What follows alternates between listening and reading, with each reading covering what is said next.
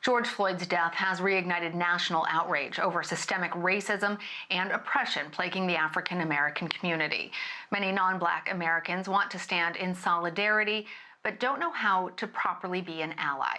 This is the first in a series of discussions that are intended to ask tough questions about privilege, language, and good intentions to help move people beyond platitudes and towards understanding and real action.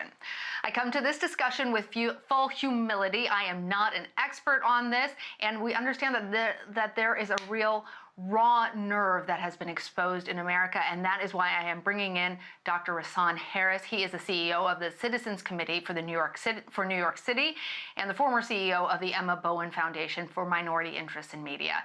He joins us now to discuss what it truly means to be an ally for the Black community. So, Rahsaan, a lot of people are saying that they want to be an ally or that they stand together with the Black community, but what does that really mean? What can people do to genuinely be an ally in this time? Lana, thank you for this conversation. It is so important, and humility is the first thing. It's so interesting. People are really in touch with their own feelings, and ego is really a horrible thing. So, to be an ally, the first thing you need to do is to put your ego aside.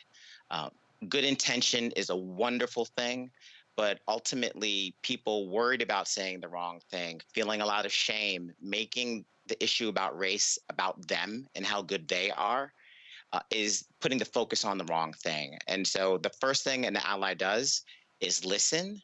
And secondly, the ally make sure that they don't take offense so that they can really be there and sit with the discomfort that's a part of this whole process. Well, some people say that they're allies, but there's also been criticism about people being performative rather than genuine. A lot of these corporate, we stand together with the Black community or Black Lives Matter or everybody who's posting little black squares on Instagram. I've also heard that performative actions are more hurtful than helpful. Can you explain? That's a really sensitive topic because it goes basically to the founding of the United States of America. Native Americans were here first, and we were able to claim this land by ultimately not recognizing their right to own.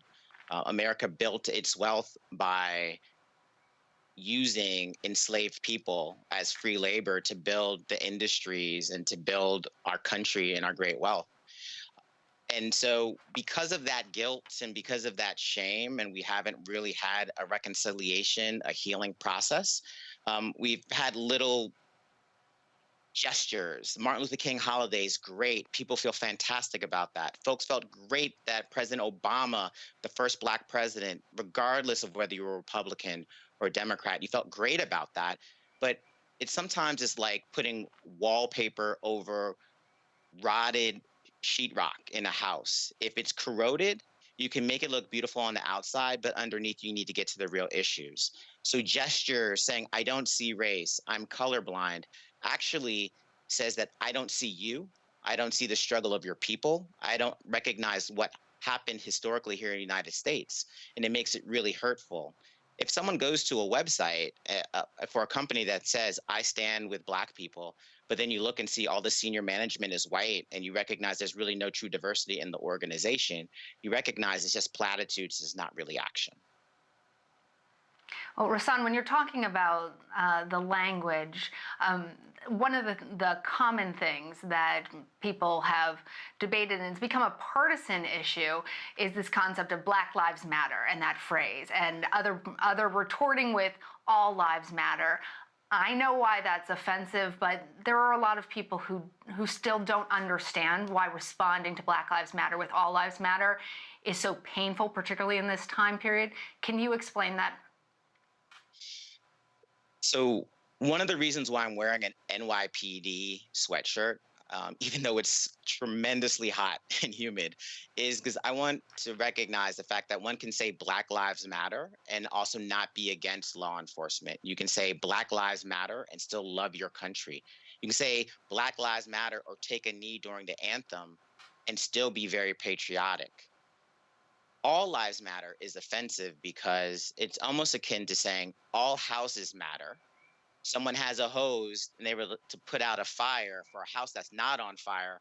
while my house is burning, and all houses matter, so I can keep the water trained on my house while your house is burning. The Black community's house has been burning in the United States of America for decades in many ways. And by people not recognizing or even being able to say Black and feeling that that's a very political statement makes Black people feel very sad because it means that we're invisible. Black people are dying at a rate twice those of their white counterparts from COVID. If you don't really look at race and be intentional about your solutions, a colorblind approach will make a certain community, the Black community, fall off the map. What do you think is the biggest misconception that people have about Black Lives Matter and that movement? So James Brown said, "Say it loud, I'm Black and I'm proud." You know, "Young, Gifted, and Black," sung by Nina Simone. I grew up in a household that was very proud to be of a legacy that's up from slavery in this country. It's amazing to say that I am a PhD, that I had a chance to go to more than one Ivy League institution, and to think that centuries ago, my ancestors were bought over in chains and started up as slaves coming through a slave port in Charleston, South Carolina.